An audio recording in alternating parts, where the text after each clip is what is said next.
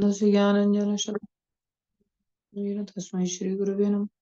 श्रीचैतन्यमनोभीष्टं स्थापितं येन भूतले स्वयं रूपधामं ददाति स्वपदान्तिकं वन्देऽहं श्रीगुरु श्रीयुतापदकमलं श्रीगुरुं वैष्णवं श्रीरूपं सागरजातं सैकनाथान्वितं सजीवं सान्द्वैतं सावधूतं परिजनसहितं कृष्णचैतन्यदेवं श्रीराधाकृष्णपदान् सैकं ललिता श्रीविशाखान्वितां हे कृष्ण करुणा सिंधु दीनबंधु जगतपति गोपेश गोपिकाकांत श्री राधा कांत नमस्ते तप्त कांचन गौरंगी राधे वृंदावनेश्वरी वृषभानुसुते देवी प्रणमामि हरिप्रिये वाञ्छाकल्पतरुभ्यश्च कृपा सिन्धुभ्यैव च पतितानां पावनेभ्यो वैष्णवेभ्यो नमो नमः। जय श्री कृष्ण चैतन्य प्रभु नित्यानंद श्री अद्वैत गदाधर शिवासादि गौर भक्त वृंदा हरे कृष्ण कृष्ण कृष्ण हरे हरे हरे राम राम राम हरे हरे हरे कृष्ण कृष्ण कृष्ण हरे राम राम राम हरे कृष्ण कृष्ण हरे राम राम हरे गुरुवे गौरचंद्राय राधिकाय तदालये कृष्णाय कृष्ण भक्ताय तद्भक्ताय नमो नमः।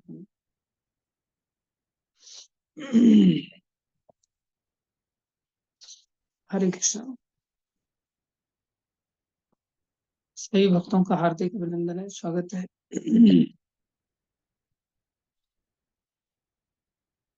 चैतन्य शिक्षाष्टकम के अंतर्गत हम लोग चर्चा कर रहे हैं। कल हम आप लोगों की सेवा में उपस्थित नहीं हो पाए, उसके लिए क्षमा प्रार्थी हैं।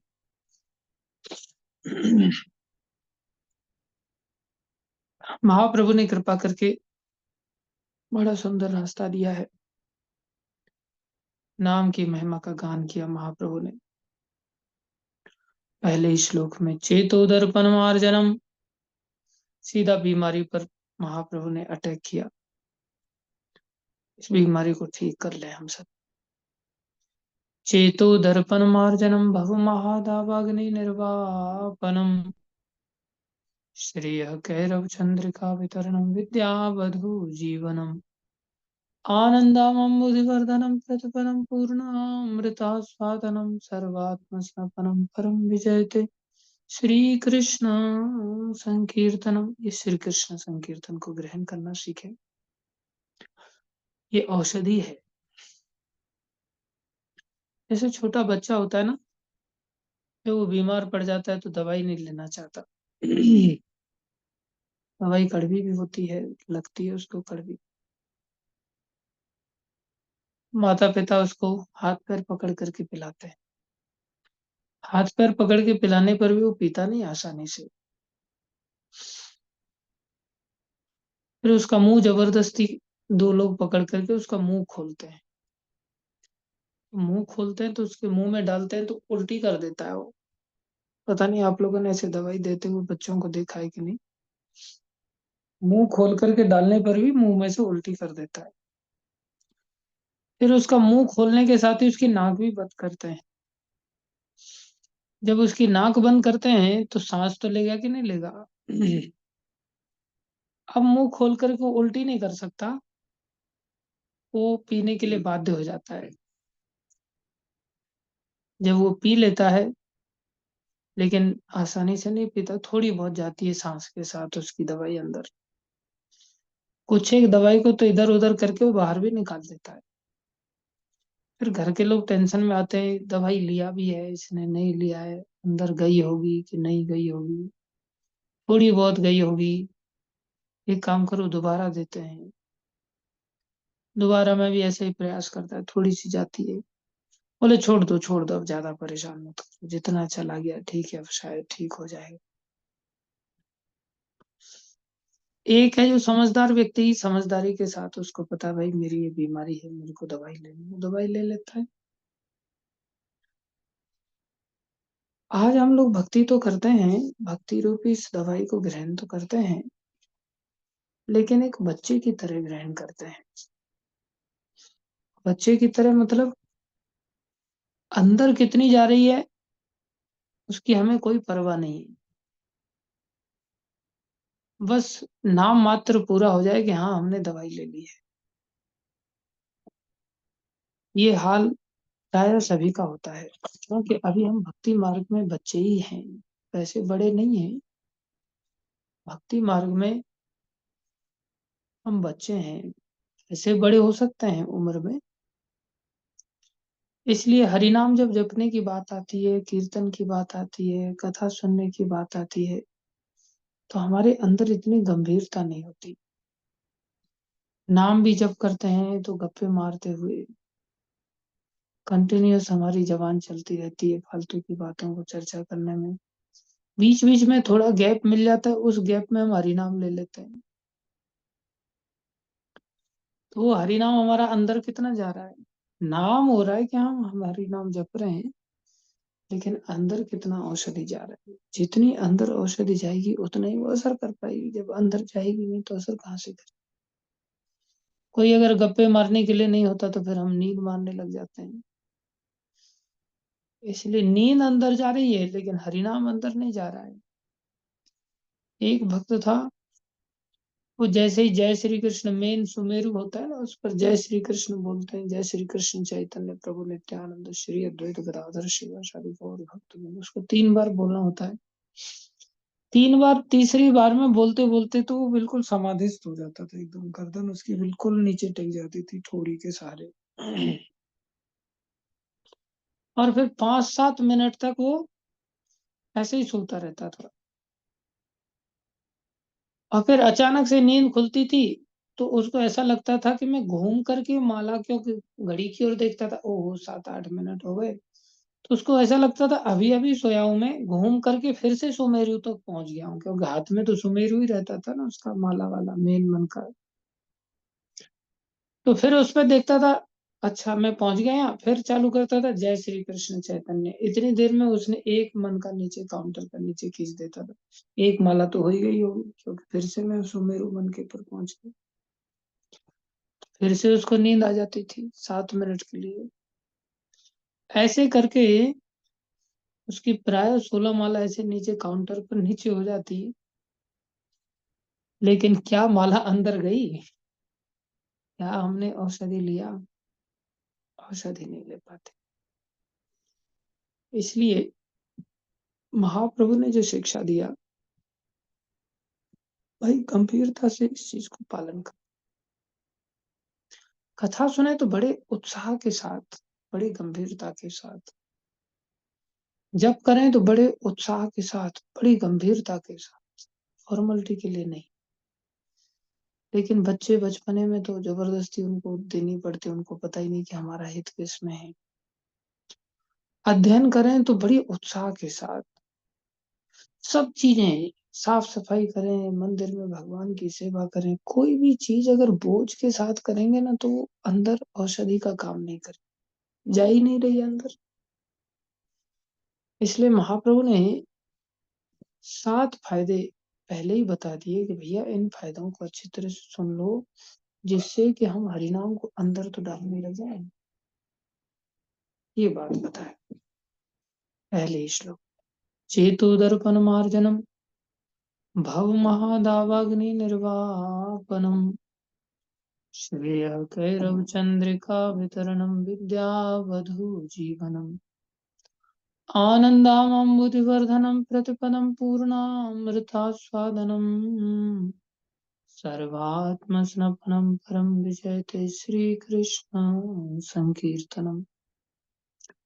दूसरा श्लोक, बोले इस हरिनाम के लिए कोई ऐसा नहीं कि आपको टेम्पल कंस्ट्रक्शन करने के लिए बहुत खर्चा पानी करना पड़े, तब आप टेम्पल में जाकर के इस हरिनाम को ले पाओगे। हम लोग हिंदू अपने आप को कहलाते, लेकिन हमारे अंदर हिंदू शब्द का जो भाव है वो अंदर अब नहीं रहा। हिंदू शब्द का भाव है हिनस्ति दूषणम इति हिंदू, जिसके चित्त में दूषण ना हो, जो दूषण को दूर कर दे। लेकिन हम लोगों के चित्त में इतना दूषण आ गया है कि अब हम दूषण से ही भरे हुए हैं। हमारे यहाँ टेम्पल का काम चल रहा है थोड़ा, तो एक सरदार जी बेचारे वो मिस्त्री का काम करने के लिए आते हैं, कारीगर का काम करने के लिए आते हैं। हमें एक लेंटर कटिंग कराना था और वो 400 रुपया फीट के हिसाब से रेट उसने बताया। तो मैं ऐसे ही बैठा हुआ था, सरदार जी से मैंने बोला कि आप तो तोड़ फोड़ का काम और आपको तो अच्छा अनुभव होगा, ये हमें लेंटर तोड़ना है, आप लोग नहीं तोड़ सकते क्या इसको? बोले कोशिश करके देख लेते हैं प्रभु जी, कर लो कोशिश करके देख लो। उसके साथ एक लेबर था, वो कह रहा नहीं टूटने वाला है हम लोगों से। मैंने कहा मैं हैमर ला के देता हूँ जो बिजली से चलता है, उससे तोड़ लो। बोले वो मिल जाएगा तो मैं तोड़वा दूंगा, कोई चिंता। वो दे दिया। लेबर वाला कह रहा है नहीं नहीं टूटेगा इससे। लेकिन वो सरदार हट कर गया, बोले नहीं, भगवान का काम है, अगर मंदिर के 4 पैसे बच जाते हैं तो ऊपर वाला तो देख रहा है। जबकि दिहाड़ी पर काम करने वाला व्यक्ति ऐसी बात कर रहा है। फिर काफी वार्ता चली। तो कहता है प्रभु जी हमारा जो गुरुद्वारे वगैरह बनते हैं उसमें हम लोगों से मांगते हैं और उनको कहते हैं कि भाई आप कार सेवा करने के लिए आओ, अपने हाथों से सेवा करने के लिए आओ, आप मजदूर बन करके भगवान के मंदिर के निर्माण के लिए आओ। और जब कोई व्यक्ति को बुलाने पर वो व्यक्ति नहीं आता तो बोले हम उससे फिर उस दिन की दिहाड़ी का पैसा लेते हैं कि आप स्वयं नहीं आए, आज एक दिन की दिहाड़ी 1,000 रुपया होती है आपकी, आपको 1,000 रुपया देना पड़ेगा या आपको स्वयं आना पड़ेगा। तो वो व्यक्ति को 1,000 रुपया देना होता है। तो बोले लोग देते हैं फिर, अगर वो नहीं आते, अगर 3 दिन नहीं आएंगे तो 3 दिन का 3,000 रुपया देना पड़ता उनको। तो मैं हैरान हो गया उनकी इस भावना को देख करके कि कैसी भावना उन लोगों के अंदर है। और हमारे अंदर तो बिल्कुल भावना ही मर गई है। किसी व्यक्ति को हाथ से थोड़ा सेवा करने के लिए बोल दिया तो ऐसा लगता है बहुत बड़ा कलेक्टर घूम रहा है वो, और उसको हाथ से सेवा करने के लिए ईंट उठाऊंगा मैं, सीमेंट उठाऊंगा मैं, रेता उठाऊंगा मैं, ये काम करूंगा मैं, ये काम करने के लिए पढ़ा लिखा इंजीनियर हूँ मैं, ये काम करने के लिए मंदिर में। अरे गधे, लक्ष्मी जी भी वहां झाड़ू पोछा करती हैं, जबकि गंदगी नहीं होती तो भी भगवान के लिए झाड़ू पोछा करती है। तुम बहुत बड़ा आ गया, ना पैसा देना दिहाड़ी के रूप में और ना उसने, हाँ, स्वयं से हाथ से कुछ सेवा करना, झुकने की वृत्ति नहीं। हम गोवर्धन में थे तो एक लड़का जो हमें थोड़ा सम्मान करता था, हमें ईंट उठाते हुए देखा तो बेचारा आया तो सोच में पड़ गया, मैं ईंट उठाऊं कि नहीं उठाऊं, प्रभु जी तो उठा रहे हैं, मैं उठाऊं कि नहीं उठाऊं। पैंट शर्ट एकदम बढ़िया, टी शर्ट टी शर्ट पहन के, जीन्स पैंट पहन के काफी देर घूर घूर के देखता रहा, फिर बोला प्रभु जी मैं भी 2 4 उठवा देता हूँ। मैं उठवा दे भाई, उपकार कर दे तो थोड़ा सा। तो संसार में हम लोगों के अंदर भावनाएं मर चुकी हैं एक प्रकार से। महाप्रभु कलयुग के अवतार हैं, उन्होंने देखा कि ये लोग मंदिर तो निर्माण कर ही नहीं पाएंगे बेचारे, क्या मंदिर निर्माण करेंगे, कैसे ये लोग फिर नाम जप कर पाएंगे। तो उन्होंने क्या कंडीशन रख दिया, बोले कोई बात नहीं, सबके लिए नाम सुलभ है, बिना मंदिर के लिए भी आप नाम जप कर सकते हैं। आपको मंदिर कंस्ट्रक्शन करने की भी आवश्यक, करते हो तो बहुत अच्छी बात है, दूसरे लोगों को भी अवसर मिलता है सीखने समझने। नहीं कर पाते, कोई बात नहीं, सुलभ बना दिया। नाम नामकारी बहुधा निज सर्वशक्ति, तत्र अर्पिता नियमित स्मरणे न कालः, एतादृशी तव कृपा भगवन् ममापि, दुर्दैवमीदृशमिहाजनि नानुरागः। तीसरा श्लोक, पद्धति जरूर बताया कि आपको कुछ खर्चा नहीं लगता तो कम से कम अपनी मन की भावना को तो विनम्र बना लो, जिससे आप अपराध से बच जाओ। तृणादपि सुनिचेन तरोरपि सहिष्णुनाम, अमानिना मानधेन कीर्तनीय सदा हरि। जैसे ही हम अपराध से मुक्त हो जाएंगे हमारी भावनाएं बदल जाएंगी, जो आज तक नहीं बदल पाई। न धनम न जनम न सुंदरिम कवितां वा जगदीश कामये मम जन्मनि जन्मनीश्वरे भवताद् भक्तिर अहेतुकी त्वयि। केवल अहेतु की भक्ति, बिना हेतु की भक्ति। आज हम सभी सुविधावादी बनकर के भक्ति करते हैं, भक्ति के लिए भक्ति नहीं करते। एक माताजी को हमने कहीं भेजा और उसने वहां से इस्कॉन का मंदिर छोड़ करके कोई दूसरे मंदिर में चले गए।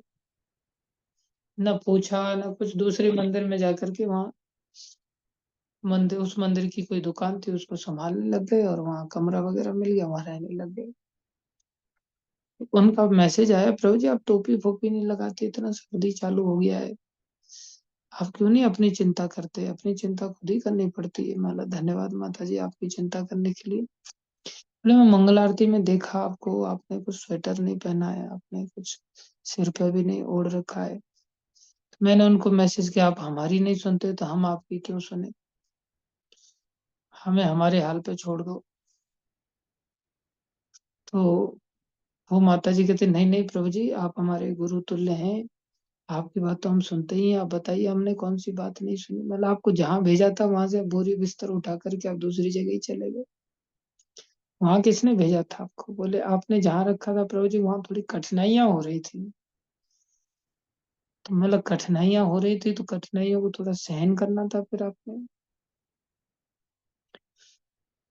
आप कठिनाइयों को लेकर के भक्ति को छोड़ दोगे क्या? भक्ति तो हमारी अहेतु की होनी चाहिए। अहेतु की मतलब सुविधा मिलेगी तो भक्ति करेंगे, इसका मतलब तो हेतु बन गया ना।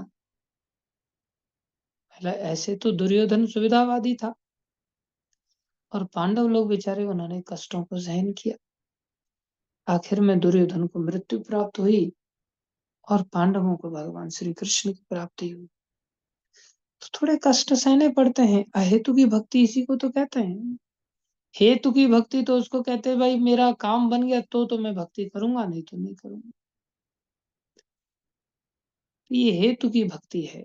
अहेतु की भक्ति जब जागृत होती है तब जीव का भाव का रास्ता खुलता है, तब वो भाव की ओर आगे बढ़ पाता है, तब उसके स्वरूप का ज्ञान उसको होता है। अये नंद तनुज किंकरम पतितम माम विषमे भवाम्बुधो कृपया तव पाद पंकज स्थित धूलि सदृशम विचिंतय।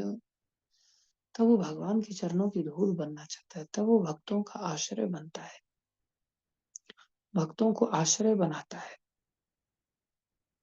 इसके बाद छठवें श्लोक में फिर उसके अंदर साधन भक्ति पूरी होकर के भाव भक्ति की जागृति होती।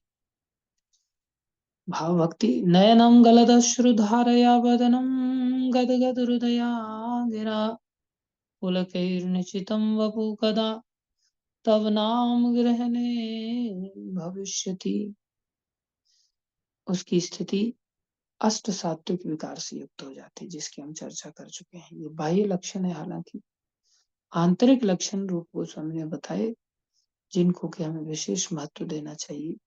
सबसे पहला शांति, हमको सब कुछ सहन करना होगा, सहनशील होना होगा। त्रिनादपि सुनिचेन जो पहले ही बता दिया, तरोरपि सहिष्णुना जो पहले ही बता दिया, ऐसे ही यहाँ शांति का लक्षण है जो कि मौत भी सामने आ जाए तो भी व्यक्ति आनंदित हो जाए, कोई बात नहीं। हर परिस्थिति को सहन करना सीखना पड़ेगा। क्षुब्ध होने का कारण होते हुए भी अगर कोई व्यक्ति क्षुब्ध ना हो, चारों तरफ से एकदम से भड़कने का कारण है लेकिन फिर भी भड़के नहीं, उसे कहते हैं शांति। दूसरा अव्यर्थ कालत्वम, शांति के हम उदाहरण भी दे चुके हैं। अव्यर्थ कालत्वम अर्थात वो समय का नाश ना करे। अब समय का नाश क्या है? बोले व्यर्थ कालत्व और अव्यर्थ कालत्व दो चीजें हैं। व्यर्थ कालत्व फालतू में समय का नाश हो रहा है, और अव्यर्थ कालत्व बोले समय का नाश बिल्कुल नहीं करता वो भक्त। कैसे समय का नाश होता है? अब सोएगा नहीं क्या व्यक्ति? क्या सोने में उसका समय का नाश नहीं हो रहा है? क्या घूमने फिरने में समय का नाश नहीं हो रहा है? क्या खाने में समय का नाश नहीं हो रहा है? हाँ, ये सब चीजें व्यक्ति करते हुए भी एक क्षण भी उसका व्यर्थ में नहीं जाना। दो प्रकार की जीवन शैली होती है। एक होता है यातयाम जीवन, एक होता है अयातयाम जीवन। यातयाम मतलब जो चीज, जैसे हमने खीर बनाई थी और 8-10 घंटे गर्मी में रख दिया उसको, अब वो खीर में खट्टापन आ गया, खराब हो गई, उसको कहते हैं यात हो गई खीर, यातयाम को प्राप्त हो गई। यातयाम मतलब समय सीमा के अंतर्गत खा लेते तो अच्छा रहता, लेकिन अब इतना ज्यादा समय बीत गया, अब वो खराब हो गई, अब खाने योग्य नहीं। अयातयाम मतलब समय सीमा के अंतर्गत उसे ग्रहण करने का अब यूजेबल है वो। यातयाम मतलब व्यर्थ हो गई। अब देखा जाए तो कितना लंबा जीवन काल था, हमने उदाहरण दिया था आपको। 71 चतुर्युग तक स्वयंभू मनु ने शासन किया और पूरा जीवन उनका अयातयाम बीता। अयातयाम मतलब एक क्षण भी उन्होंने वेस्ट नहीं किया, एक क्षण भी खराब नहीं किया।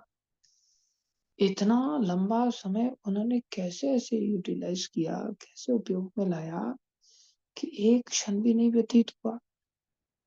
ऐसा कैसे हो सकता है?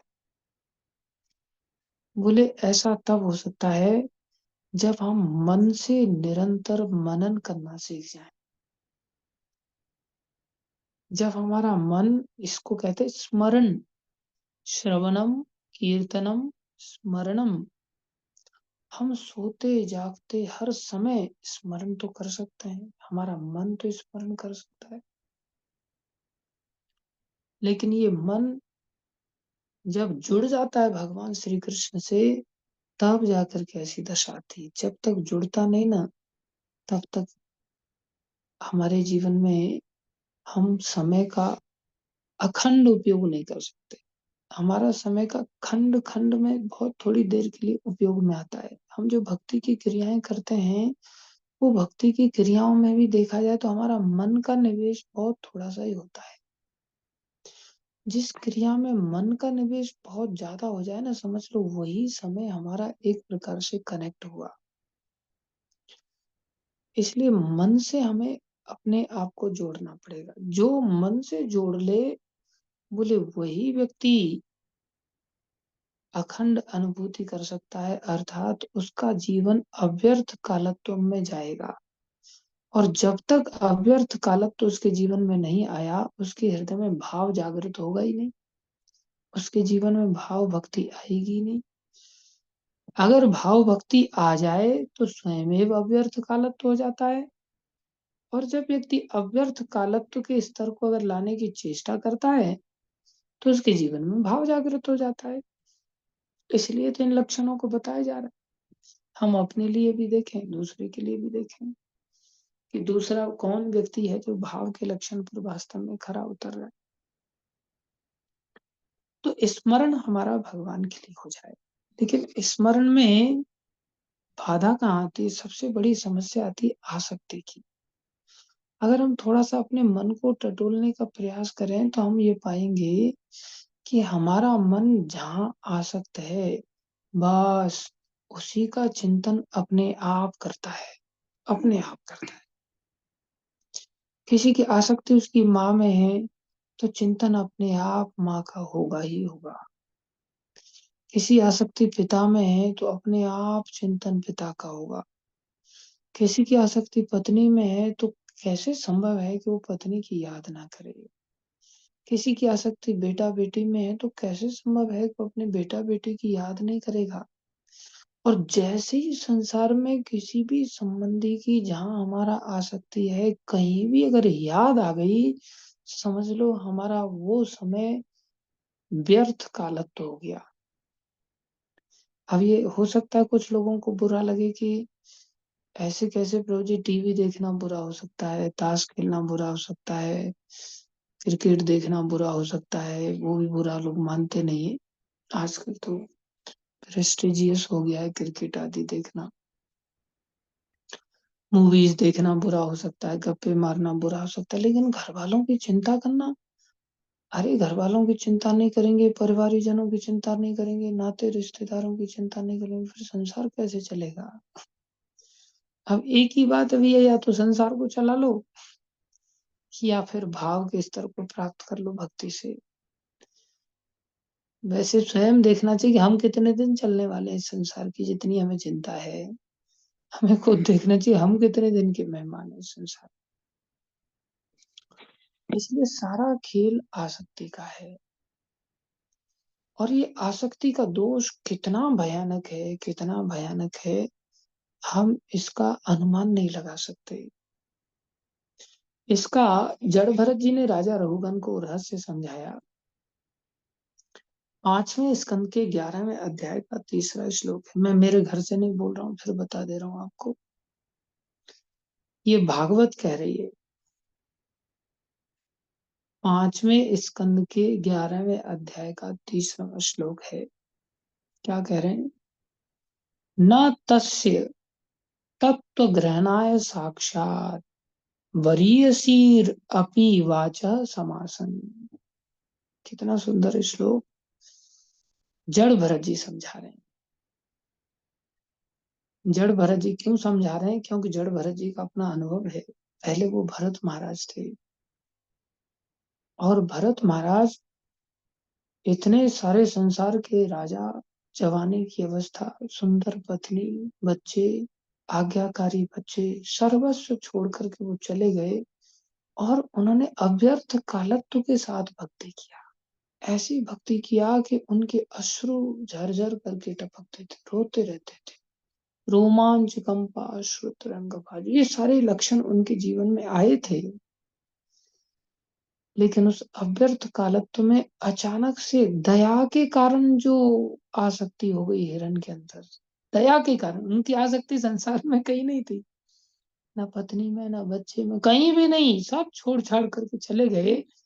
लेकिन दया के कारण उनके अंदर एक हिरण में आसक्ति हो, हिरण को बचाने चले गए।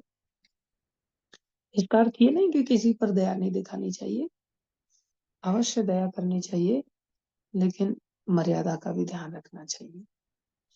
इतनी दया की सीमा ना हो जाए कि रात दिन दया ही दया हो रही है। अभी जैसे कई बार गुरुजी से लोग मिलने के लिए आते हैं, तो गुरुजी से मिलने के लिए आते तो लाइन लगी रहती है, गुरुजी मिलते भी हैं।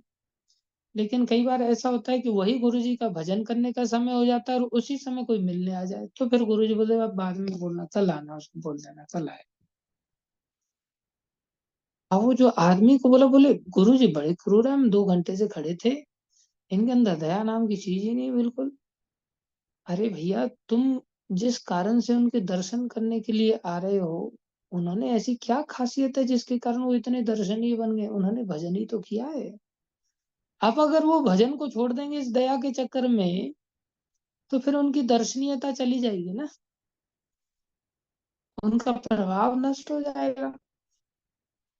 इसलिए एक बार को दया का त्याग करना पड़े चलेगा, किसी को बुरा लगे चलेगा, लेकिन उतना समय जो भजन का, वो तो भजन करना ही पड़ेगा ना। इसलिए दया की भी एक सीमा होती है, उस सीमा के अंतर्गत ही व्यक्ति को दया दिखानी चाहिए। इस बात को भरत महाराज जब रियलाइज किए कि अरे, एक हिरण की आसक्ति ने मेरे को भाव से नीचे लुढ़का दिया, मेरा अव्यर्थ कालत्व जो था वो व्यर्थ कालत्व हो गया। तो आज वो राजा रघुगन को समझा रहे हैं, क्योंकि अब जड़ भरत जी बन चुके हैं, दूसरा जन्म लेना पड़ेगा उनको एक आसक्ति के कारण। कितना सूक्ष्म है। अब राजा रघुगन को समझा रहे हैं, क्या समझा रहे हैं? न तस्य, अर्थात उस व्यक्ति को, तस्य माने उसकी, उस व्यक्ति को, न तस्य नहीं उस व्यक्ति को, तत्व ग्रहणाय, उसको कोई भी तत्व समझ ही नहीं आएगा, उसकी बुद्धि ग्रहण ही नहीं कर सकती किसी बात को। साक्षात वरीयसीरपि, वरीयसी मतलब श्रेष्ठ, श्रेष्ठ ग्रंथ है ये भगवत गीता, साक्षात भगवान के मुख से आया हुआ है भाई। अरे, गंगा जी भगवान के चरणों से आती हैं तो इतनी मंगलकारी बन जाती हैं, तो भगवान के होठों से निकला हुआ जो भगवत गीता है, ये कितना वरीयसी ग्रंथ है, कितना श्रेष्ठ ग्रंथ है। ये भागवत कितना श्रेष्ठ ग्रंथ है। इसलिए भगवान प्रभुपाद जी के जो ग्रंथ हैं कितने श्रेष्ठ हैं। ये साक्षात वरीयसी, वरीयसी मतलब श्रेष्ठ स्रोत जो हमें ये ज्ञान देता है। ब्रह्मा आदि की कितनी बड़ी बड़ी बातें हैं। पितामह भीष्म के वाक्य हैं, रूप गोस्वामी के वाक्य हैं, सनातन गोस्वामी के वाक्य हैं। हमारी पूरी परंपरा ने, भक्ति विनोद ठाकुर ने कितने सुंदर सुंदर ग्रंथ लिखे हैं। संसारी दृष्टि से भी ये लोग श्रेष्ठ हुए हैं और आध्यात्मिक दृष्टि से तो अत्यधिक श्रेष्ठ हैं ही, सर्वोत्तम है। इन सब लोगों के द्वारा बोले वाचा समासन, अगर पूर्ण रूप से ये सब बातें उस व्यक्ति के सामने बोली जाएं, किसके सामने, जो हम संसार में बद्ध जीव हैं, हमें अगर गीता पढ़ाया जाए, भागवत पढ़ाया जाए, चैतन्य चरितामृत पढ़ाया जाए, हाँ विष्णु पुराण पढ़ाया जाए, गरुड़ पुराण पढ़ाया जाए, भक्ति रसामृत सिंधु पढ़ाया जाए, कोई भी ग्रंथ हमें पढ़ाया जाए, बोले वो व्यक्ति तत्व को ग्रहण नहीं करेगा। कौन? स्वप्ने निरुक्तया ग्रह मेधि सौख्यम, जिसने घर में ही, मेधि मतलब अपना मेध, मेध माने दिमाग, जिसने अपनी खोपड़ी घर में घुसा रखी है, ग्रह मेधि। और सौख्यम मतलब सुख। दूसरे शब्दों में देखा जाए तो जिसने मैथुन को ही सर्वस्व मान लिया है, जिसने मैथुन को ही सब सुख मान लिया है। दो प्रकार के लोग होते हैं, ग्रह मेधि, एक गृहस्थ। ग्रह मेधि वो होते हैं जो मैथुन से आसक्त होकर के संसार का भरण पोषण करते, संसार को चलाते, संसार में जीते हैं। गृहस्थ आश्रम वाले वो लोग होते हैं जिनका की परिवार होता है, लेकिन उस परिवार में वो आश्रम की तरह रहते हैं, इसलिए उसे गृहस्थ आश्रम कहा। वहां आश्रम में तपस्या होती है, भक्तों का सानिध्य होता है, हरि कथा आदि होता है, ये सब आश्रम का व्यवहार है। अगर कोई व्यक्ति, देखो संबंध बाधक नहीं है, माँ का संबंध बाधक नहीं है, पुत्र का संबंध बाधक नहीं है, पिता का संबंध बाधक नहीं है। आसमान से थोड़ी टपक के आएंगे हम लोग, हम इन संबंधों के माध्यम से इस संसार में हमें जन्म मिला है। तो ये संबंध बाधक नहीं, सहायक हैं। कब? जब हम इनके साथ आश्रम की तरह रहें। अगर घर के सब लोग सुबह में 4 बजे ही उठ करके सब लोग मंगल आरती करने के लिए निकल पड़े, मंदिर में पहुंचने के लिए, माँ भी चल पड़े, पिताजी भी चल पड़े, भाई भी चल पड़े, बोले सब लोग चलते हैं, बेटा बेटी सब गाड़ी में बैठ करके, अगर 20 किलोमीटर की रेंज में अगर कहीं मंदिर है तो अपने घर में आरती करने के बजाय 20 किलोमीटर की रेंज में मंदिर में जाना चाहिए। ये आश्रम की जीवन शैली। अगर 20 किलोमीटर से ज्यादा है तो फिर घर में कर सकते हैं, कोई दिक्कत नहीं। अगर सब लोग तैयार हो जाएं तो बोले आसान हो जाएगा फिर, कि बोले कोई दिक्कत नहीं, अब कोई बाधक नहीं बनेगा। आप माँ का भी सोच सकते हैं, आप पिता का भी चिंतन कर सकते हैं, भाई बंधु सबका चिंतन कर सकते हैं, और ये सुबह में 8-9 बजे तक मंदिर में ही रह करके सारा कार्यक्रम करें और भागवत वगैरह सुन करके फिर अपने घर चले जाएं। फिर गुरु जी के आदेशानुसार उनको जो सेवा दिया गया, जो काम दिया गया, उस काम को कर लें, तो ये बाधक नहीं बनेंगे। फिर बाधक कब है? जब हमारी इनमें सौख्य बुद्धि है। सौख्य मतलब भक्ति में सुख के बजाय माँ से मेरे को सुख मिलेगा, बेटा से मेरे को सुख मिलेगा, पत्नी से मेरे को सुख मिलेगा, अर्थात कुल मिलाकर के आहार निद्रा भय मैथुन का जो सुख है, उस सुख को आदमी सुख मान करके चल रहा है। बोले उसके साथ क्या होगा? बोले उस व्यक्ति के सामने, जिस व्यक्ति की खोपड़ी में संसार को ही सुख मान करके बैठा है, संसार में जिसकी सुख के कारण आसक्ति बनी हुई है, बोले बड़े से बड़ा कोई व्यक्ति उसको समझाने के लिए क्यों न चला जाए, उसकी बुद्धि में ये कभी तत्व समझ में आएंगे ही नहीं। समझ रहे हैं? अब थोड़ा सा आगे बढ़ते हैं, प्रभुपा जी क्या लिख रहे हैं इसमें। बोले स्वप्ने निरुक्तया, जब व्यक्ति संसार में अगर इसे स्वप्न मान ले। अब स्वप्न कैसा होता है? सपना तो देखना खूब बढ़िया लगता है आदमी को कि भाई राजा बन गया, मैं लड्डू पेड़ा खा रहा हूँ, राज दरबार में बैठा हुआ हूँ, चमर डुला रहे हैं लोग, मेरा छतरी लेकर के खड़े हुए हैं, जय जयकार हो रही है मेरी, कितना बढ़िया लगता है। लेकिन जैसे ही सपना टूटता है एकदम से अरे फालतू है। अगर व्यक्ति इसे स्वप्नवत मान ले, संसार को सपने की तरह मान ले और क्या करे, न यस्य हेयानुमति स्वयं स्यात्, उसके मन में फिर हे बुद्धि आ जाएगी, त्याज्य बुद्धि आ जाएगी, अरे ये सब बेकार है, सब बकवास। बोले जब तक किसी व्यक्ति के मन में स्वप्न के प्रति जैसे हे बुद्धि आ जाती है, ऐसे ही संसार के मैथुन के सुख के प्रति अगर हेयता नहीं आती, तुच्छ नहीं मानता, इसे त्याज्य नहीं मानता, जिसने मैथुन में विशेष रूप से, क्योंकि घर बार परिवार ये सब मैथुन से ही आरंभ होता है, सेक्स लाइफ से ही आरंभ होता है। बोले अगर इसके प्रति किसी की हे बुद्धि नहीं आती, इसमें जब तक व्यक्ति सुख समझ रहा है, तब तक तो व्यक्ति इसमें व्यर्थ में ही समय व्यतीत करेगा। उसको कितना भी बड़े से बड़े ग्रंथ से उसको समझाया जाए, उसको ये तत्व ग्रहण होगा ही नहीं। ये इतना आसान नहीं। रूपा जी क्या लिख रहे हैं? A dream becomes automatically known to a person as false and immaterial. जैसे सपना झूठा नजर आता है, immaterial नजर आता है, useless नजर आता है, and similarly one eventually realizes that material happiness in this life or next, on this planet or a higher planet, is insignificant. जब किसी व्यक्ति को इस संसार का जीवन ही नहीं, स्वर्ग तक के जीवन की बात हो रही है, देवता भी बन जाए, इंद्र चंद्र ब्रह्मा भी बन जाए, तो भी कह रहे हैं all these things are insignificant, हे हैं। व्हेन वन रियलाइजेस दिस, जब कोई व्यक्ति ऐसा रियलाइज कर पाएगा, the Vedas although an excellent source,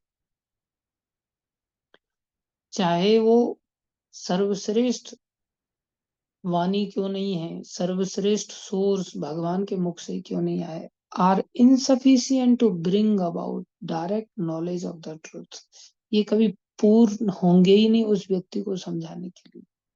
किस व्यक्ति को? जिस व्यक्ति ने संसार को तुच्छ नहीं माना है, संसार को हे नहीं माना है, त्याज्य नहीं माना है, त्यागने योग्य नहीं माना है, जब तक नहीं मानेगा उसमें उसका राग होगा।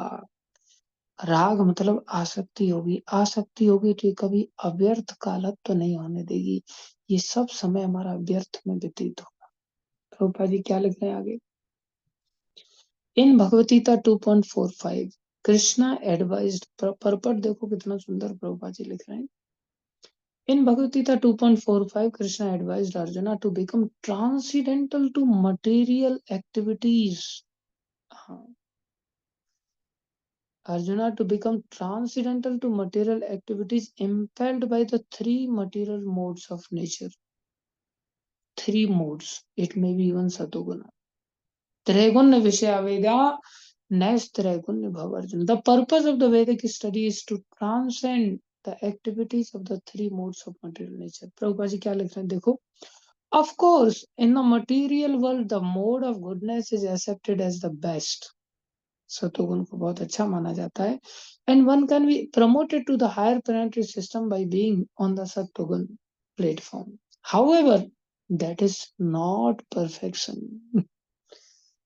ये perfection नहीं. One must come to the conclusion that even सतोगुण platform is also not good. सतोगुण भी अच्छा नहीं, तो तमोगुण रजोगुण कैसे अच्छा हो सकता है? One may dream that he has become a king with good family. अच्छा परिवार सब चाहते हैं. One may dream that he has become a king with good family, wife and children, but immediately at the end of that dream, he comes to the conclusion that it is false. यही हालत हमारे संसार में अगर सपने के लिए नहीं, वास्तव में बन जाए ना, हम राजा भी बन जाए, परिवार बहुत अच्छा हो जाए, पत्नी भी बहुत अच्छी हो जाए, लेकिन जैसे ही मौत का एक तमाचा लगता है, सारा सपना चूर चूर तब पता चलता, अरे सब बेकार। सिमिलरली ऑल काइंड्स ऑफ, क्या लिख रहे हैं, all kinds of material happiness are undesirable for a person who wants spiritual salvation।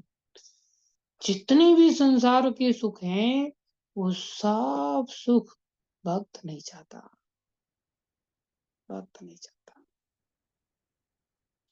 इसलिए संसार की किसी भी सुख के पीछे, चाहे मकान का सुख है, चाहे प्रतिष्ठा का सुख है, चाहे पत्नी का सुख है, चाहे बच्चों का सुख है, चाहे परिवार का सुख है, चाहे एजुकेशन का सुख है, डिग्रियों का सुख है, चाहे पद प्रतिष्ठा का सुख है, आईएएस बन गए, ये बन गए, वो बन गए, सब इंद्र चंद्र भी बन जाएंगे ना, तो भी अगर भक्त इसकी कामना कर रहा है, तो उसका जीवन व्यर्थ कालत्व में जा रहा है, उसका जीवन अव्यर्थ कालत्व में नहीं जा रहा है। बहुत सावधानी वाली बात है कि हम इसी संसार में रहते हुए निरंतर भगवान का चिंतन करें, बस भगवान के लिए जिए, भगवान के लिए मरे, जो कुछ करें सब भगवान श्री कृष्ण के लिए करना सीखें। If a person does not come to the conclusion that he has nothing to do with any kind of material happiness, जब तक किसी व्यक्ति को ये बात समझ में नहीं आएगा संसारी सुख के लिए हमें कुछ करने की जरूरत नहीं है, he cannot come to the platform of understanding the absolute truth, उसको कभी भगवान समझ में आएंगे ही नहीं, चाहे उसको कितने भी बड़े से बड़े ग्रंथ से उसको समझा दिया जाए। इसलिए संसार के सुखों में कभी भी किसी भी स्तर पर हमें आसक्ति नहीं करनी चाहिए। ये आसक्ति हमारे अव्यर्थ कालत्व की बहुत बड़ी बाधा बन जाएगी। इसी बात को गीता में भी भगवान ने समझाया है। हालांकि आगे भगवान यहाँ प्रभुपाद जी बता रहे हैं, और तत्व ज्ञान, एब्सोल्यूट ट्रूथ मतलब तत्व ज्ञान, तत्व तो श्री कृष्ण ही है, उनके बारे में ज्ञान नहीं होगा। Karma is gyan and yogis are after some material elevation. ये जो कर्मी है, ज्ञानी है, योगी है, ये सब मटेरियल एलिवेशन चाहते हैं, बस भौतिक दृष्टि से हम ऊपर उठ जाए। कर्मीज work hard day and night for some bodily comfort. अब देखो ज्यादातर संसार में हमें कर्मी दिखाई देंगे जो केवल शरीर के सुख के लिए रात दिन गधा मजूर। हाँ, and Jnani simply speculate about how to get out of the entanglement of the karma and merge into the Brahman effulgence. The yogis are very much addicted to the acquisition of the material perfection and magic powers. All of them are trying to materially perfect, but a devotee very easily comes to the platform of nirguna in devotional service, and consequently for the devotee, the result of karma, jnana, and yoga become very insignificant, very insignificant. Therefore, only the devotee is on the platform of Tattva Gyan, not the others. Of course, the Jnani's position is better than that of a Karmi, but that position is also insufficient. The Jnanis must actually become liberated, and after liberation, he may be situated in devotional service. मुक्त होने के बाद तब जाकर के कभी उनको भक्ति मिलेगी। और अगर हम थोड़ी सी आसक्ति का त्याग कर दें और भक्तों के सानिध्य में आ जाएं, बस। अब बोले उपाय क्या है फिर? ये भागवत वगैरह, गीता वगैरह ये सब बोलना नहीं चाहिए क्या फिर किसी व्यक्ति को जो संसार में आसक्त है उसके लिए उपाय क्या है? बोले उपाय है भक्तों की संगति, बस, और कोई उपाय नहीं। जैसे कोई व्यक्ति भक्ति अगर भक्त ना भी देना चाहे तो भी भक्तों की संगति में आने से ये भाषण से कुछ नहीं होगा। ये ऑनलाइन हम भाषण सुन रहे हैं, अगर भक्तों में आसक्ति नहीं हुई तो हमारे जीवन में ये असर नहीं करेगा इतना। अगर हमने संसार के सुखों को ही अपने जीवन का हेतु मान लिया है और हम सोचें कि हमें भाव का स्तर आ जाए, तो भाई कभी नहीं आने वाला। इसलिए गीता में भगवान ने चौथे अध्याय के 10वें श्लोक में बड़ा स्पष्ट कहा, वीत राग भय क्रोधा मनमया माम उपाश्रिता भावो ज्ञान तपसा पूता मद भावम आगता। क्या कह रहे हैं भगवान? वीतराग, तुम संसार के सब आसक्ति में, जिसके कारण तुम्हारी जो संसार में जो राग है ना, और ये होता ही है। अब घर में रह रहे हैं, पत्नी के साथ रह रहे हैं, तो क्या पत्नी का चिंतन दिमाग में नहीं आएगा? ऐसे ऐसा हो सकता है? मकान का कोई कोना टूट गया तो क्या मकान का चिंतन नहीं करेंगे? कितने दिन नहीं करेंगे? पानी अगर टंकी में से ऊपर से आना बंद हो जाए तो क्या टंकी को रिपेयर कराने का टेंशन नहीं होगा दिमाग में? सब चिंतन होगा। बेटे की टांग टूट जाए तो क्या बेटे का चिंतन नहीं होगा? औलाद की अगर खांसी आ जाए तो तुरंत हृदय में धड़कन चालू हो जाती है, बच्चे को खांसी हो गई, क्या भगवत चिंतन होगा? इतना सहज थोड़ी। जिस माहौल में हम रहते हैं, इर्द गिर्द सब जगह का वो सब चिंतन तो हमें सताएगा ही ना। हम अव्यर्थ कालत्व की स्थिति पर कैसे जा पाएंगे? अव्यर्थ कालत्व की स्थिति तक जब नहीं उठेंगे तो फिर भाव भी जागृत नहीं होगा, और फिर भाव नहीं तो प्रेम तो बहुत दूर की बात है। ये श्लोक में क्या कह रहे हैं प्रभुपा जी? अनुवाद में चौथे अध्याय का 10वां श्लोक है गीता का। आसक्ति, राग मतलब आसक्ति, वीत मतलब खाली हो जाना। बोले वीत राग भय क्रोधा, आसक्ति से ही भय आता है और भय से ही आगे चल करके क्रोध आ जाता है।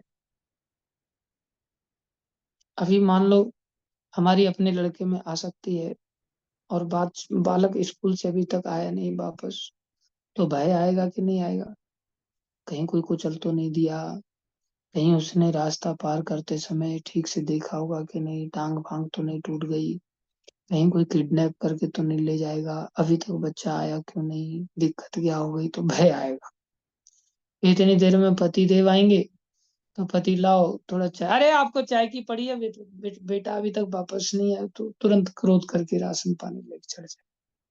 भय क्रोध दिलाता है, चिड़चिड़ा बनाता है, शांत नहीं रहने देता। इसलिए भगवान यहाँ कह रहे हैं सबसे बीमारी आसक्ति की। बोले आसक्ति भय तथा क्रोध से मुक्त होकर, वीत राग भय क्रोधा, तब क्या होगा?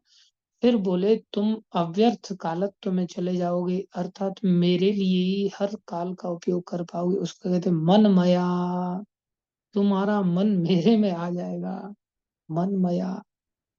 फिर क्या होगा? माम उपाश्रिता, तब तुम्हारा आश्रय माना जाएगा, तब माना जाएगा कि हमने भगवान का सच्चा आश्रय लिया है। कोई कहे भाई ये तो बहुत कठिन काम है, ऐसे कैसे करें भाई? भगवान कह रहे कोई कठिन नहीं है, भावो बहुत सारे लोग ऐसे हो गए हैं, तुम ही अकेले नहीं चल रहे हो इस रास्ते पर।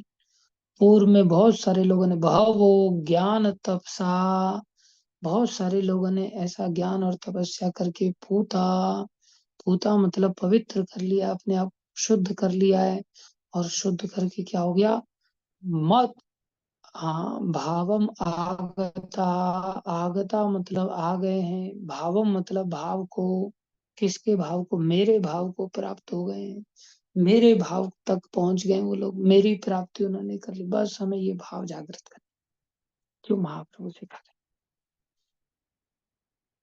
लेकिन इसकी सीढ़ी की शुरुआत बहुत पहले से चालू होती है। चेतो दर्पण मार्जनम से शुरुआत होती है। तुम अकेले पवित्र नहीं होने जा रहे हो, हतोत्साहित होने की जरूरत नहीं, थोड़ा जोर लगाओ। वैसे भी मरने के साथ तो सब चीजें वैसे भी छूटनी छूटनी है, तब क्या करोगे? और कब आ जाएगी मृत्यु कोई नहीं जानता।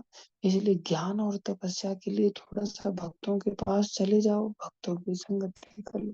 प्रभुपाद जी तात्पर्य में क्या लिख रहे हैं नीचे देखो। आसक्ति भय तथा क्रोध से मुक्त होकर मुझ में पूर्णतया तन्मय तन्मय होकर मेरी शरण में आकर बहुत से व्यक्ति भूतकाल में मेरे ज्ञान से पवित्र हो चुके हैं। इस प्रकार से उन सबों ने मेरे प्रति दिव्य प्रेम को प्राप्त किया है। तात्पर्य सुनो, बहुत अच्छा है।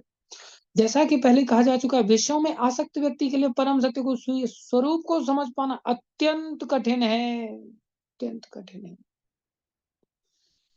क्या लिख रहे हैं? सामान्यतः जो लोग देहात्म बुद्धि में आसक्त होते हैं, देहात्म बुद्धि मतलब शरीर को ही सब मान करके ग्रह मेदी बन जाते हैं, वे भौतिकतावाद में इतने लीन रहते हैं कि उनके लिए समझ पाना असंभव सा है कि परमात्मा व्यक्ति भी हो सकता है, और उनको भगवान के बारे में समझ ही नहीं आएगा।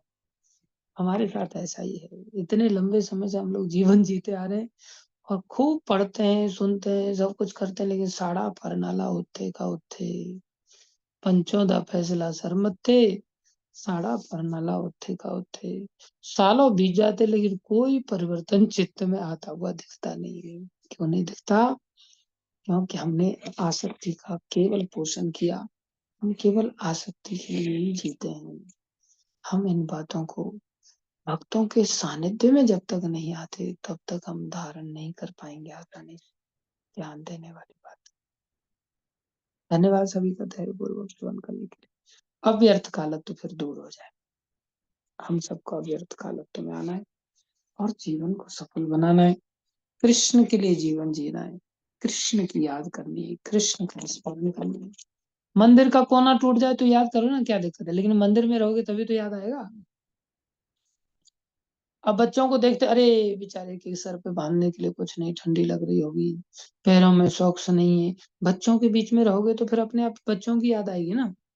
उन्हीं बच्चों को लेकर के जब मंदिर बना लेंगे, तो जब मंदिर में रहेंगे तो फिर मंदिर में और भी भक्तों की याद, अरे इनके लिए ठंडी की व्यवस्था करो भाई, इनके लिए गर्मी की व्यवस्था करो, भोजन की व्यवस्था करो, तो कितना कृष्ण चिंतन चालू हो जाएगा सहज रूप से। केवल हम इतना करना पड़ेगा हमको,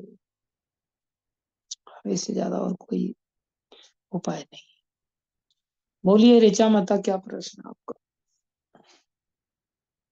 अरे आज एकादशी भी, आज कथा पढ़नी थी। लाभ दे दो, मेरे को याद नहीं था। रुक जाओ 2 मिनट के लिए, थोड़ा प्रश्न उत्तर हम बाद में लेंगे। पहले थोड़ा सा कथा पढ़ लें जल्दी से। है तुम्हारे पास?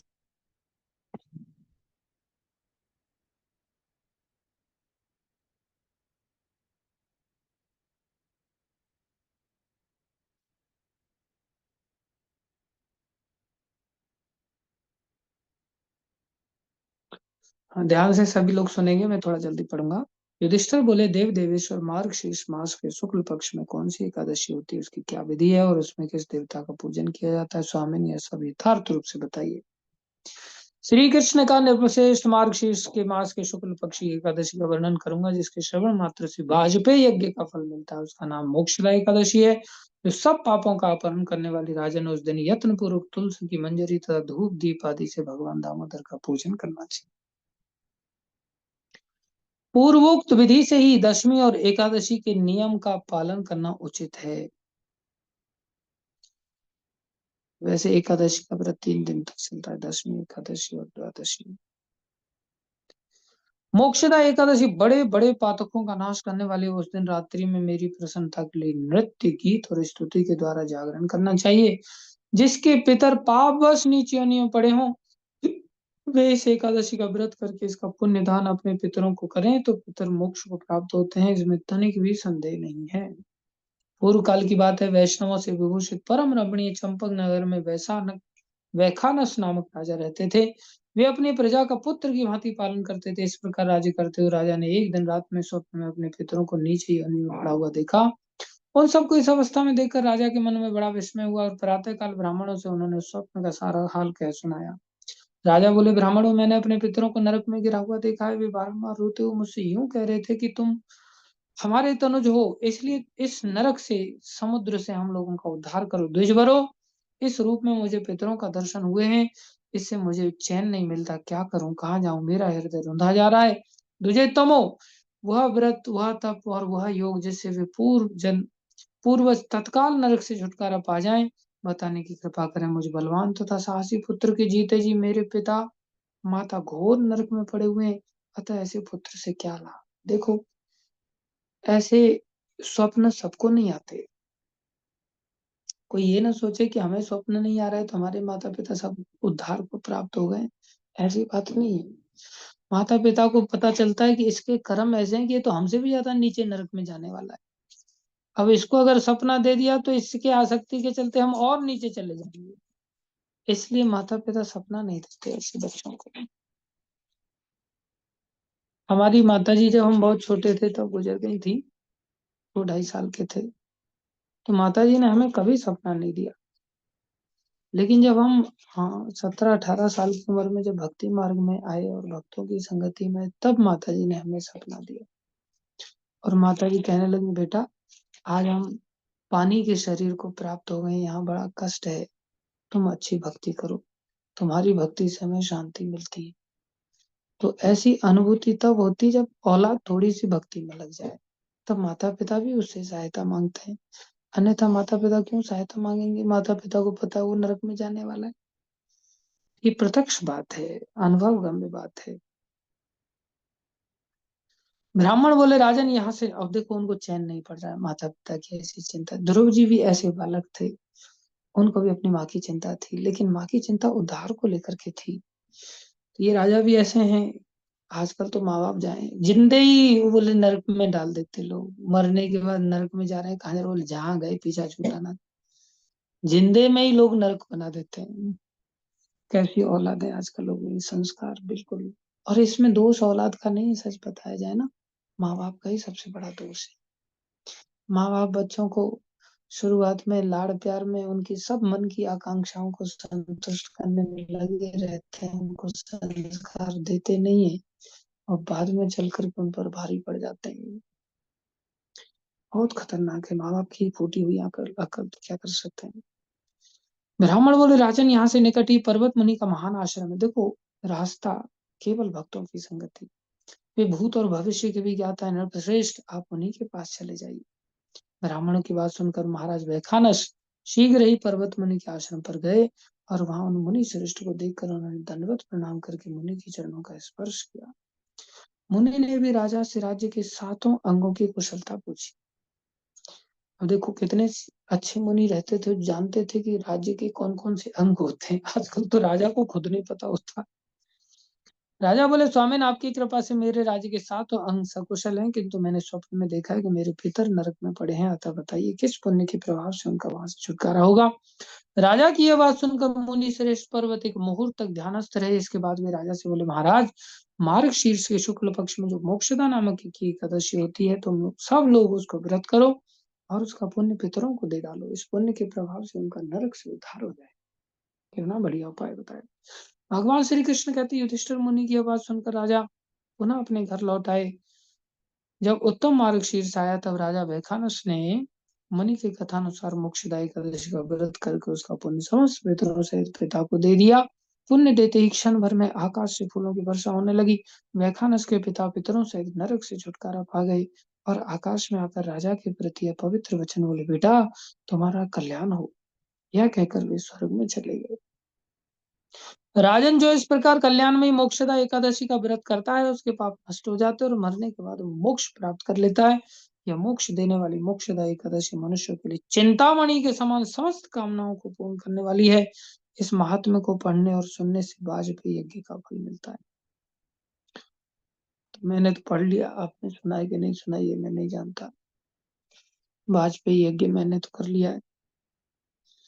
धन्यवाद आप सभी का धैर्यपूर्वक श्रवण करने के लिए। बोलो मोक्षदा एकादशी की जय, श्री प्रभुपाद की जय, श्री गुरु महाराज की जय, अनंत कोटि वैष्णव वृंद की जय। पूछो क्या प्रश्न है किसी का?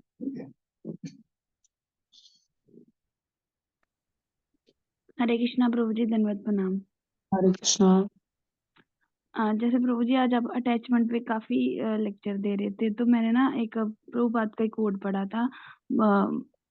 टीचिंग ऑफ क्वीन कीर्ति पढ़ रही थी मैं, तो उसमें ना जब पाद जी ने वो वाला श्लोक बोला ना, मातृ स्पर्शा सुकौन्तेय वाला, तो उसमें वो बोल रहे थे कि जैसे हम सर्दी गर्मी को टॉलरेट करते हैं, तो ऐसे हमें सुख दुख को भी टॉलरेट करना चाहिए। तो मुझे सुन के बहुत अच्छा लगा कि कम से कम टॉलरेट करना चाहिए। मैं तो ये सोच के बैठी थी कि इसको निकालना, या निकल ही नहीं रहा, तो जब उन्होंने ये चीज बोली कि इसको भी हमें टॉलरेट करना है, तो प्रभु जी वो टॉलरेट मतलब किस लेवल, कैसा टॉलरेट, किस चीज के अकॉर्डिंगली बोले कि हमें उसको सहना चाहिए? जैसे हम लोग ग्रुप में बैठे हैं, कोई हमें नहीं बुला रहा, तो हमें अंदर से आसक्ति अटैचमेंट, तो हमें पेन होता है क्यों नहीं हमें बुलाया, तो उस चीज को मतलब टॉलरेट करना, ये चीज कह सकते हैं?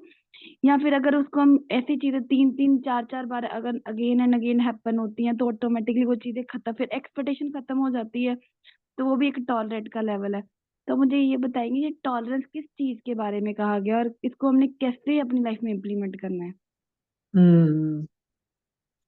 देखो इसको 2 शब्दों में भजन में बड़ा सुंदर समझा है। दुख में रो नहीं, सुख में फूलो नहीं, रात दिन कृष्ण का नाम भूलो नहीं।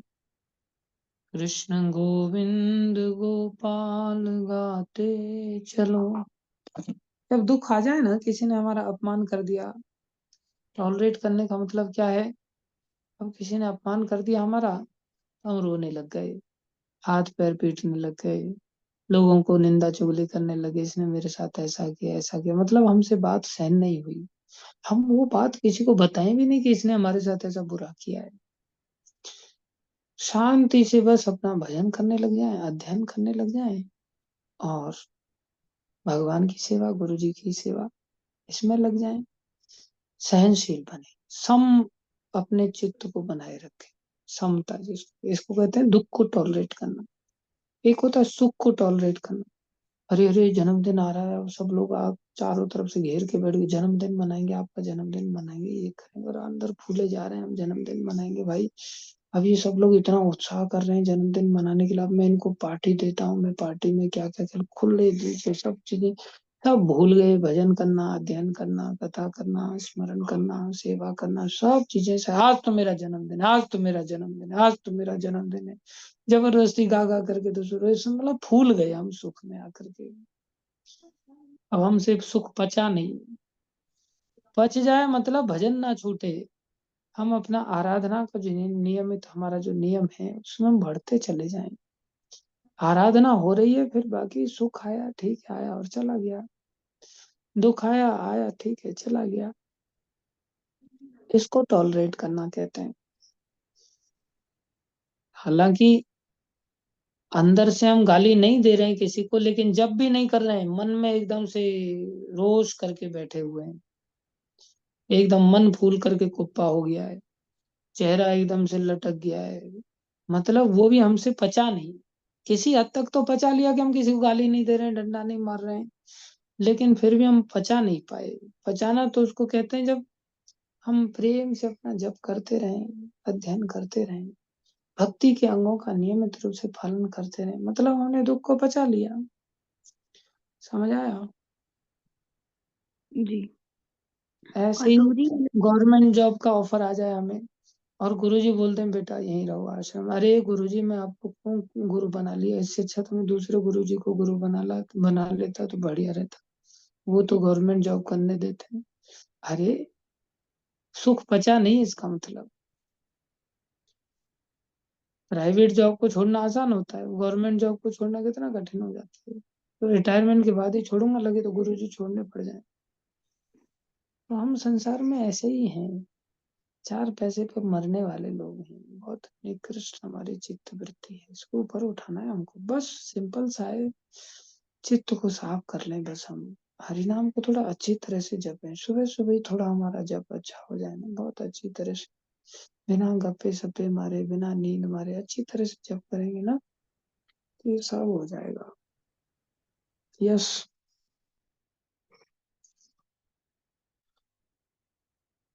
समझ आया?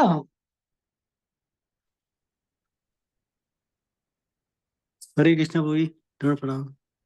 अरे उनसे पूछ रहा था मैं जिन्होंने अच्छा। प्रश्न किया था, इच्छा माता ने, आज समझ सॉरी आया? प्रभु जी, बीच में थोड़ा सा और, जैसे प्रभु जी कभी कभार जैसे आपने बोला हमारा अपमान हो जाता, हम किसी को तो नहीं बोलते, पर हम भगवान के पास जाते हैं, फिर उनके सामने सारी व्यथा बताते हैं कि प्रभु ये हो गया ये हो गया। अल्टीमेटली ये भी बोलते हैं कि प्रभु हमारे कर्मों का ही फल था। फिर क्वेश्चन आ जाता है क्यों आया, कैसे निकले इन सब चीजों से। तो मतलब प्रभु जी ये वाला जो ट्रैक है, मतलब किसी को ना बता के फिर भगवान के पास जाना या प्रभुपाद के पास जाना, तो क्या ये ठीक है कि उनके पास भी नहीं जाके ऐसे बोलना चाहिए, थोड़ा मन में ही देखिए, रखना चाहिए? छोटे बच्चे होते हैं, छोटे बच्चे होते हैं तो माँ बाप के पास जाकर के सबकी शिकायत लगा देते हैं, तो वो कोई गलत नहीं है, लेकिन बड़े होकर के फिर वो नहीं लगाते। तो भक्ति मार्ग में भी हम छोटे हैं तो जाकर के सब रोना रो देते हैं सामने जाकर के। जैसे हमें कोई परेशान कर, आ जाने दो पिताजी को शाम को, आज पिताजी को बताऊंगा, सबकी खबर दिलवाऊंगा, तो ये सब छोटापन है, बचपना है।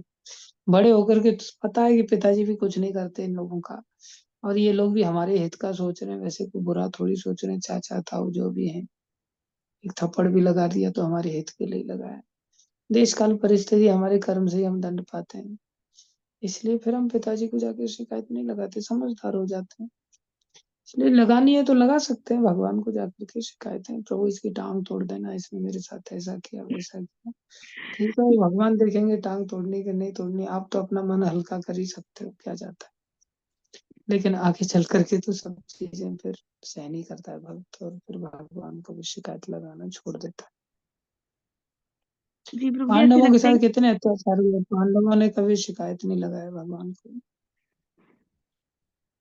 प्रभु जी, ऐसे लगता है ना कोई शेयरिंग के लिए है नहीं, तो फिर ऐसे लगता है कि प्रभुपाद के सामने सारा कुछ बोल देते हैं, हाँ मतलब जो वो आता है तो हियरिंग, चलो। लेकिन हियरिंग के लिए कोई है नहीं, लेकिन हियरिंग क्यों डर करवाना हमने किसी को, क्यों अंदर क्यों भरा हुआ है, अंदर से भी कोई नहीं है को निकाल दो ना, अंदर ही क्यों भरना उसको, कि उसको किसी को सुनाना है, कोई सुन नहीं रहा है तो चलो भगवान के सामने सुनाते हैं। अच्छी बात, अंदर ही नहीं भरे ना हम, अंदर हमारी आसक्ति है, देह आसक्ति है, जी इसलिए वो अंदर हमें छुप जाता है। अहंकार के कारण हमें अहंकार को नष्ट करना पड़ेगा, टाइम लगेगा, गंभीर बनना पड़ेगा। थैंक यू ठीक है? प्रभु जी, बहुत अच्छा आंसर था। Thank you so much. Hare Hare Krishna. Krishna, Hare Krishna. Yes Shobhit प्रभु।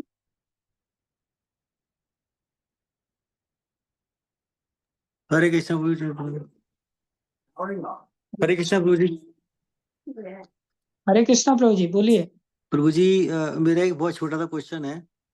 हाँ। आज हम बुक डिस्ट्रीब्यूट करने के लिए गए थे, तो वहां जय। पर मतलब किसी ने मुझसे क्वेश्चन किया कि आप जो हरे कृष्णा बोलते हो, तो अगर मतलब जो सही सही प्रोनाउंसिएशन है वो हरे कृष्ण है, तो आप लोग हरे कृष्णा क्यों बोलते हो? तो मैंने उसको अपनी बुद्धि किस तरह से थोड़ा समझाया था, लेकिन मैं शायद उसको समझा नहीं पाया, तो ये मैं आपसे पूछना चाह रहा था। हाँ, तो बोले ऐसा छूट दिया गया हमको कि जैसे प्रेम के कारण जो बच्चा होता है वो तोतली भाषा बोलता है, जी। लेकिन तोतली भाषा बोलने में भी उसके माता पिता उसका अर्थ बराबर समझ लेते हैं कि ये क्या कहना चाह रहा है। बाहर का व्यक्ति हो सकता है ना समझे, लेकिन घर वाले तो बराबर समझ लेते हैं। तो ऐसे ही उनको बोलना चाहिए। अब हम भगवान के साथ ऐसा संबंध हो गया, और संबंध ना भी हो तो भगवान ने शास्त्रों में इतनी छूट दे रखी है कि लक्ष्य अगर मैं हूं तो कैसे भी नाम ले लो, टूटा फूटा, शुद्ध लो अशुद्ध लो, जैसा भी लो, श्लोक बोल देना चाहिए, शुद्धम व अशुद्धम व। बड़ा सुंदर पद्म पुराण का श्लोक है, कैसे भी ले लिया जाए भगवान उसे।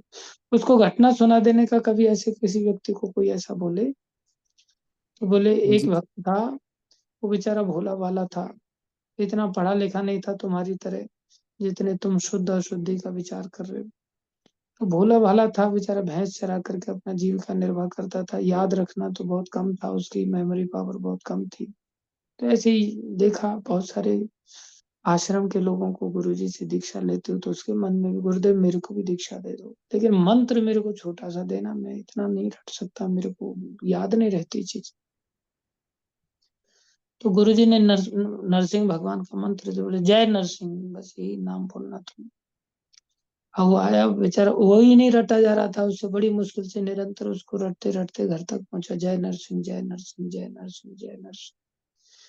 इतनी देर में बोले, क्या ये भूत लगा रखा है? अपने पत्नी ने देखा, बोले जय नरसिंह जय। अब भैंस भैंस का भी कुछ होश है कि नहीं, पड्डा खुल करके घूम रहा है, वो हाथ नहीं आ रहा है मेरे, आप जाओ पकड़ के लाओ। बोले पकड़ के तो लाऊंगा जय नरसिंह, लेकिन तुम जय नरसिंह मेरा ये मंत्र तो याद रख लोगी ना, मेरा मंत्र तुम ले लो पहले, फिर मैं वापस आऊंगा तो मेरा मंत्र वापस दे देना।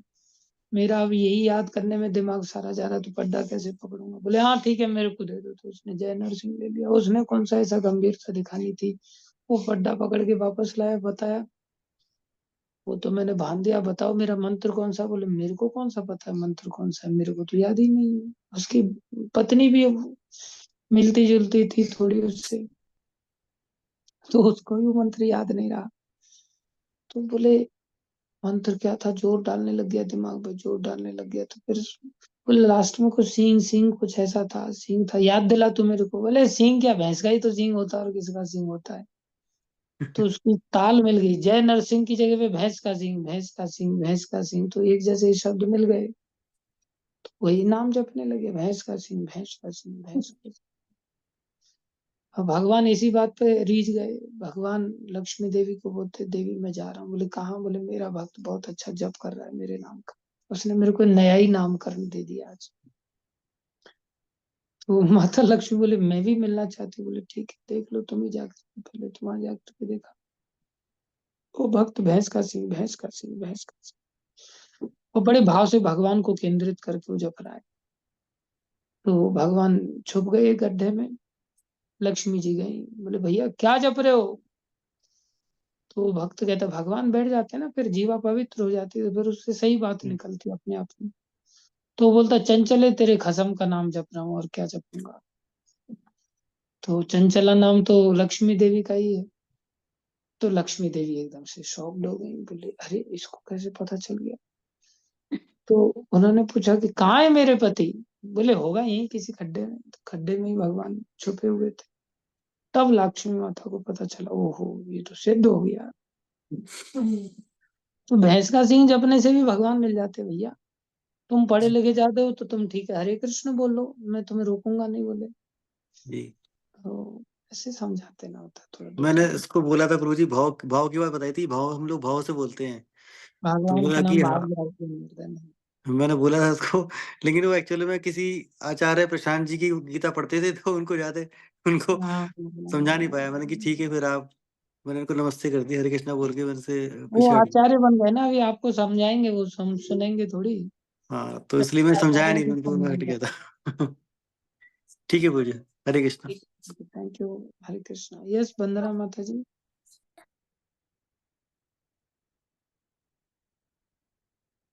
हरे कृष्ण प्रभु जी। हरे कृष्णा। प्रभु जी, ये आसक्ति से रिलेटेड है। जैसे मतलब हम माँ बाप हैं, है ना? तो बच्चों को पालते हैं, वो आस करते हैं कि हम बूढ़े हो जाएंगे, हमारा ख्याल रखेंगे, ये करेंगे, है ना? हम भी इसका ख्याल रखें। अगर आज हम इनकी केयर नहीं करेंगे, कल ये हमारी केयर भी नहीं करेंगे, है ना? तो एक आसक्ति जुड़ गई। अब मान लो हमने आसक्ति छोड़ दी, फिर तो हम बेपरवाह हो जाएंगे ना। हम कहेंगे जहां जैसे मर्जी रहो, जैसे मर्जी करो, हम अपनी मतलब मस्त में हो जाएंगे, धुन में हो जाएंगे। दूसरी तरफ बेपरवाह नहीं होना, बेपरवाह नहीं होना। जी। गीता में भगवान ने कह रहे हैं धर्म अविरुद्धो कामो अस्मि। जो हुँ, धर्म का विरोध नहीं करता वो काम मैं हूँ। अब हाँ। काम का परिणाम क्या है? काम का परिणाम संतान है। हुँ, जब संतान है तो भगवान कह रहे हैं वो काम मैं हूं, मतलब वो संतान मैं हूं। कौन सी संतान? जो धर्म के अविरुद्ध हो, जो धर्म का विरोध ना करे, हुँ, जो धर्म का अविरुद्ध हो, अर्थात धर्म का सहायक हो। और धर्म का सहायक होने के लिए उन बच्चों को भक्त बनाना चाहिए। उनसे हुँ, ये आशा ना करके कि ये हमारे सहारे बनेंगे, उनसे ये आशा करनी चाहिए कि ये प्रचारक बने, ये हुँ, प्रचारकों के सहारे बने, ये गुरुजी का सहारा बने। उस हिसाब से उनको रेज करना चाहिए, उस जी। हिसाब से उनको संस्कार देना चाहिए, उस हिसाब से उनको गुरुकुल में डालना चाहिए। बचपन से हुँ, हमें निर्णय लेना सीखना चाहिए, हुँ, तो हम बेपरवाह नहीं कहलाएंगे। अन्यथा आज तो हम बच्चों को गंदे संस्कार दे रहे हैं और हमारी भगवान पे भरोसा नहीं है। हमको ऐसा सोचना चाहिए हमारा पालन पोषण तो भगवान करेंगे। चैतन्य महाप्रभु के एक पार्षद हुए, हाँ, रघुनाथ भट्ट गोस्वामी। तो रघुनाथ भट्ट गोस्वामी इकलौते पुत्र हैं और उनके माता पिता वाराणसी में रहते हैं और चैतन्य महाप्रभु जगन्नाथपुरी में रहते हैं। तो बहुत सारे लोग पुरी जा रहे थे। तो रघुनाथ भट्ट गोस्वामी बालक ही थे, तो इन्होंने माता पिता से निवेदन किया मैं भी जाना चाहता हूँ, महाप्रभु के दर्शन होंगे, चैतन्य महाप्रभु के दर्शन होंगे। चैतन्य महाप्रभु इनके परिवार से वाराणसी में जब आए थे तब मिले थे। और ये लोग ही पहले दूसरी जगह रहते थे, इनके माता पिता, फिर ये आए थे। इनके माता पिता, पिताजी का नाम शायद तपन मिश्र था। तो जब आए तो उन्होंने महाप्रभु से पूछा कि जीवन का उद्देश्य क्या है? तब महाप्रभु ने जीवन का उद्देश्य बताया कि भगवत भक्ति को पाना ही जीवन का उद्देश्य है, कृष्ण प्रेम को पाना ही जीवन का उद्देश्य है। तब ये बड़े कृतार्थ हुए कि आज तक हमें होश ही नहीं था कि जीवन जीना किस उद्देश्य के लिए है। तो बड़े अनुग्रहित हुए चैतन्य महाप्रभु की कृपा से। तो महाप्रभु से ये भी प्रेम करते थे, तो उन्होंने एक सन्यासी के साथ इनको भेज दिया जो पुरी जा रहे थे। और इन्होंने ये आशा नहीं की हमारा बेटा लौट के भी आएगा हमारे बुढ़ापे के समय में। और महाप्रभु के पास वो रहने लग गए। रघुनाथ भट्ट गोस्वामी महाप्रभु बड़े प्रसन्न हुए और महाप्रभु को वो भोजन बना बना करके खिलाते। तो महाप्रभु बड़े खुश थे, उनका इतना बढ़िया प्रसाद बनाते थे। लेकिन 2-4 साल रहने के बाद महाप्रभु ने उनको आज्ञा दिया, तुम एक काम करो, तुम वापस चले जाओ। बोले महाप्रभु मैं वापस क्यों जाऊंगा? बोले तुम्हारे माता पिता वृद्ध हैं, तुम उनकी सेवा करना भी। जब वो धाम में चले जाएं तब तुम वापस आ जाना। लेकिन मेरा याद रखना, इंस्ट्रक्शन के शादी मत करना। ऐसा महाप्रभु ने कहा था, मैंने नहीं कहा है किसी को। कोई व्यक्ति सोचे कि प्रभु जी ऐसा कहते हैं, महाप्रभु ने रघुनाथ भट्ट गोस्वामी का ऐसा कहा, शादी मत करना और माता पिता की सेवा करना। वो तुम्हारे माता पिता भक्त हैं, इसलिए उनका ध्यान रखना तुम्हारा कर्तव्य हो जाता है। तो देखो, माता पिता ये आशा नहीं कर रहे हैं कि हमारे बुढ़ापे की लकड़ी बनेगा। भगवान कर रहे हैं। माता पिता भगवान पर आश्रित हैं और फिर भगवान उनका ध्यान रख रहे हैं कि नहीं रख रहे हैं। जी तो हमें ऐसा ध्यान रखते हुए बच्चों को पालना चाहिए। नहीं तो जी हम स्वार्थी लोग हैं, अपने स्वार्थ के लिए पालन कर, भगवान के लिए थोड़ी पालन कर। जी प्रभु जी, एक और चीज, जैसे हम बोलते हैं हमें भगवान पे मतलब हमें बिना कुछ मिले ही सब कुछ मिलेगा, है ना? भगवान पे हम मतलब हो कहते हैं जैसे, तो इसके उसके साथ आ जाता है कर्म करना। जैसे एक श्लोक आता है ना, वो वाला, उसमें कहते हैं अजगर करे ना चाकरी, हाँ। पंछी करे ना काज, दास मुलुका कहे सबके दाता राम। तो भगवान तो ऐसे भी देंगे, तो फिर कर्म करना नहीं करना उसके साथ, मतलब उतना ही कर्म करें जितनी हमारी भक्ति बाधित ना हो। ज्यादा मतलब जॉब करने लगेंगे, ज्यादा हम मतलब उसमें फंस जाएंगे तो वो भी मुसीबत होगी। उसके लिए ना उतना ही करें जितना हमारे लिए पर्याप्त है। वो हाँ, कैसे? लेकिन उस पर्याप्त की परिभाषा कौन डिफाइन करेगा? हाँ वो भी है। वो पर्याप्त की परिभाषा गुरुजन डिसाइड करते हैं कि इसको क्या काम में लगाना है, नहीं लगाना है, जी कैसे इसका जीवन जिया जिया जाएगा, इसको क्या आवश्यकता की पूर्ति करानी है। इसलिए गुरु का आश्रय लिया जाता है। गुरु जी बताते हैं मोह माया छोड़ो, भगवान की शरण में आ जाओ। या गुरु जी कहेंगे ठीक है अपना घर संसार चलाओ, कोई बात नहीं। गुरु जी जैसे कहें हमें वैसे जीने का प्रयास करना होता जी है। अन्यथा व्यक्ति की पर्याप्त में तो लिमिट ही खत्म नहीं होती। जी समझ रहे हैं? ऐसे। जी। चलो, धन्यवाद आपका। जी। हरे कृष्णा। प्रणाम सभी भक्तों का। Thank you. प्रणाम। हरे कृष्णा।